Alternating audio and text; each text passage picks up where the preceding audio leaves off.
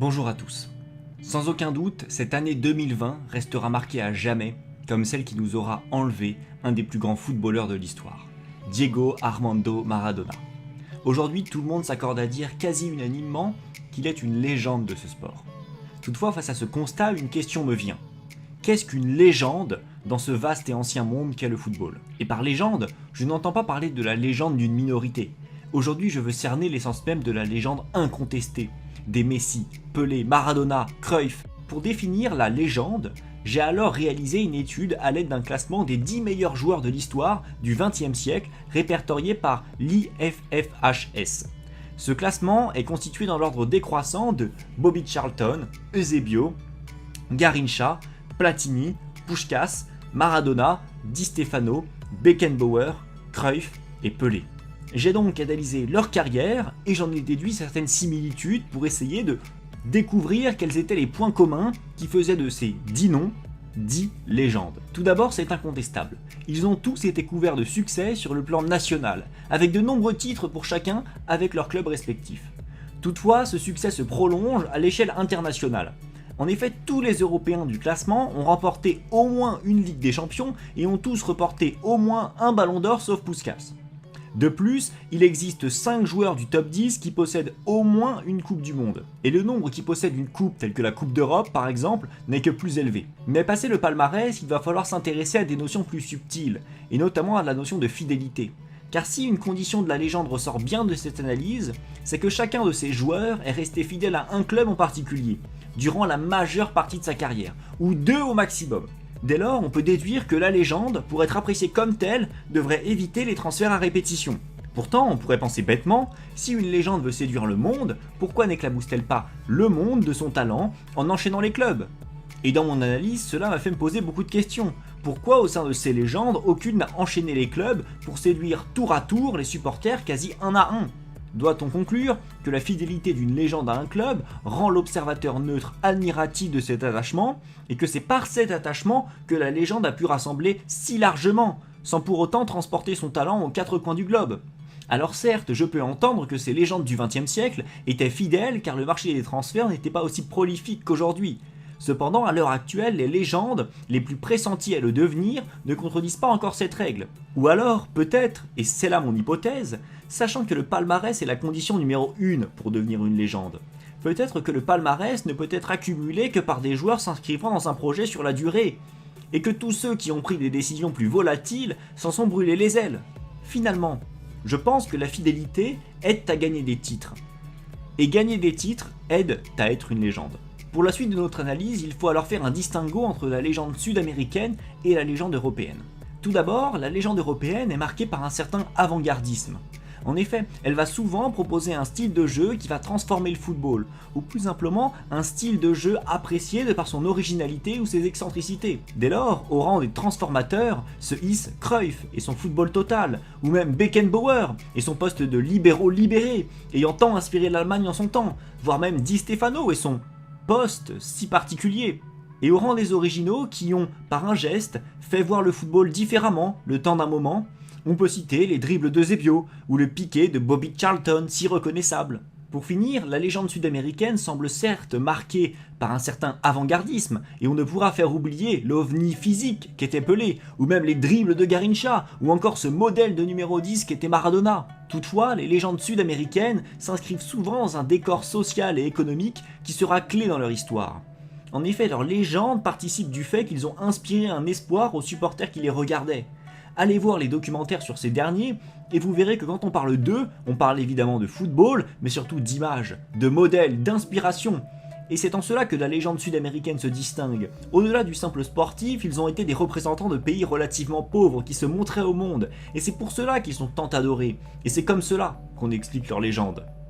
Et quand j'entends certains exclure Garrincha du top 10 des meilleurs joueurs du XXe siècle, au vu de son palmarès ou du fait qu'il n'était qu'un sous-fifre de Pelé, j'ai du mal à le comprendre, tant à mon avis, tout amateur de football et de son histoire ne peut que s'attacher à ce footballeur au talent de dribbleur incroyable, mais aussi et surtout à ce personnage si atypique et au destin si tragique. À titre de conclusion, je dirais juste que juger le football de manière froide, sans s'intéresser aux à côté, ce n'est pas aimer le football, car aimer le football, c'est aimer ses acteurs, et aimer ses acteurs, c'est s'intéresser à eux, tant sur le terrain qu'en dehors, car sinon, ce n'est pas aimer le football. Finalement, en ayant dessiné les contours de la légende, par cette analyse, on peut alors répondre à notre problématique. Une légende est un footballeur qui réalise des exploits extraordinaires à une large échelle et qui reste dans la mémoire d'un large public en devenant reconnu non pas que pour son football, mais aussi pour son image plus globale qui rassemble, en inspirant notamment l'adoration ou le respect.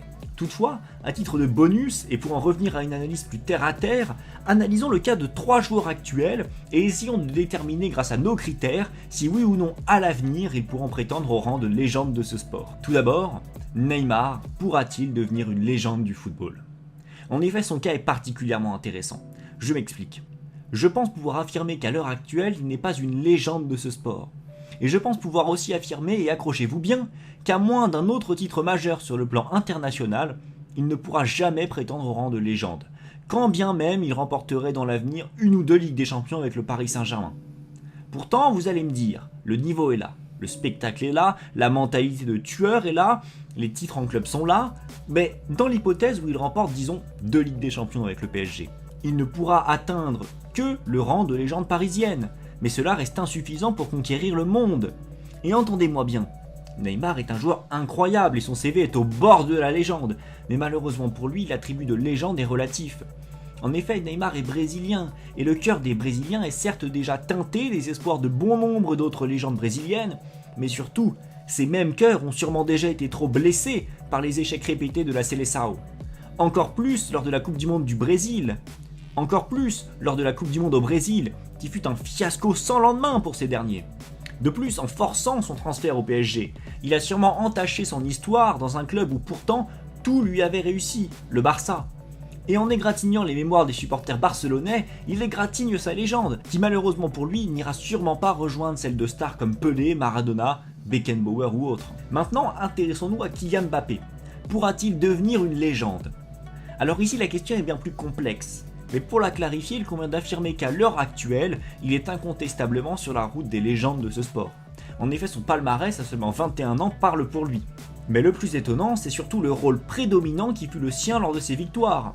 Dès lors, on peut ensuite se demander que manque-t-il à Mbappé pour atteindre incontestablement le rang de légende. Tout d'abord, et cela est logique, il lui manque cette bonne vieille coupe aux grandes oreilles. Mais cela ne suffira pas. Il faut aussi qu'il occupe un rôle de leader au sein de l'équipe pour laquelle il jouera. Et sans retaper sur Neymar que j'adore, gagner un titre avec Messi n'a pas la même saveur que gagner un titre en portant son équipe sur ses épaules.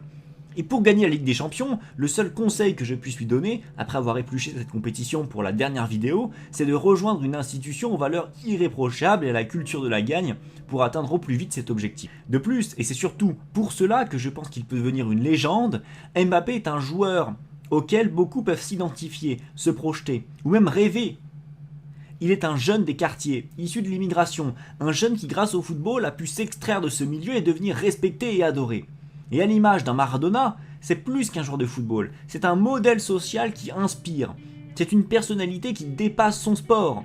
Et si je peux là encore le conseiller, c'est vers cette direction que sa communication ou même ses actions doivent se tourner. Il doit représenter cet espoir et cet avenir, et s'il s'investit à inspirer cela, il est certain que le futur meilleur buteur et passeur de l'équipe de France, le futur joueur le plus titré de l'histoire des Bleus, et sûrement beaucoup d'autres choses, deviendra une légende de ce sport. Pour finir, question plus bateau, direz-vous, Messi pourra-t-il devenir une légende ? Bon, pour cette question, soyons directs. Oui, Messi est une légende. Mais il est intéressant de remarquer qu'il est une légende radicalement différente de Maradona. Tout d'abord, ce dernier est adoré dans son pays, pour ses exploits mais aussi pour son image, alors que Messi ne jouit pas de la même popularité suite à ses nombreux échecs avec la sélection. De plus, Maradona véhicule une image sociale qui marque les esprits, dans son pays et même ailleurs, alors que Messi, recruté très jeune par le Barça, présente une histoire moins socialement marquante que son aîné. Dès lors, on peut expliquer le caractère légendaire de Messi par le fait qu'il est une pure légende du football au sens propre, alors que son compatriote Maradona est une légende en tant que footballeur mais aussi en tant qu'homme. Et entendez-moi bien, je n'enlève rien à la légende qui est Messi, juste je dissèque la légende des deux. En effet, car Messi compense cette lacune par un palmarès, par un style de jeu, par une longévité, par une identité jamais égalée. Ici, les exploits sont tels, les records sont si incroyables que l'image en tant qu'homme qu'il reflète peut très bien ne rien refléter de particulièrement marquant, et pourtant être légendaire. Le terrain ne ment jamais, et quand le terrain parle, les analyses tombent, et Messi en est le parfait exemple. Pas de palmarès avec sa sélection, pas de personnalité particulièrement attachante, pas de récit social marquant, et pourtant il est une légende, si ce n'est la plus grande légende de tous les temps. Peut-être car il en est la légende la plus pure. Et pour finir cette vidéo avec cette analyse, je constate une chose. Une légende n'est en réalité qu'un footballeur auquel la majorité ou une majorité est attachée. Et on pourra mettre des définitions sur autant de termes qu'il existe. Pourtant jamais l'attachement d'un homme à quelque chose ou à quelqu'un ne pourra être rationalisé. Et comment mieux terminer mon analyse que par cette simple phrase ? L'amour voué à une légende a ses raisons que la raison ignore. Bonne soirée.